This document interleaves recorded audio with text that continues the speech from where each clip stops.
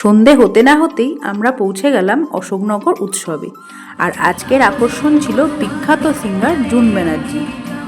যদিও অশোকনগর উৎসবে শুধু যে সাংস্কৃতিক অনুষ্ঠানই হচ্ছিল তা নয়, তার সাথে ছিল বিভিন্ন রকমের খাবারের স্টল। এর মধ্যে আমার চোখে পড়ে একটা স্টলে উপচে পড়া ভিড়। এগিয়ে গিয়ে দেখি ওই স্টলের বিশেষত্ব হলো মাত্র 20 টাকায় চিকেন বিরিয়ানি।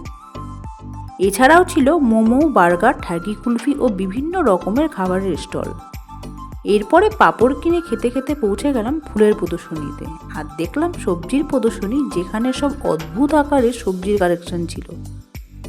ফাইনালি চলে আসলাম মূল মঞ্চের কাছে, আর কিছুক্ষণের মধ্যেই উপস্থিত হলো বহু আকাঙ্ক্ষিত গায়িকা জুন ব্যানার্জি। তবে মাঠের জনসাধারণের ভিড়টাও ছিল চোখ ধাঁধানো। আর জুনের অসাধারণ পারফরমেন্স দেখতে দেখতে কখন যে রাত 10টা বেজে গেছে বুঝতেই পারলাম না। আমি বাড়ি ফিরতে থাকি, আর তোমরা আরও মিনি ব্লগের জন্য সাবস্ক্রাইব করে ফলো করে দিও। বাই।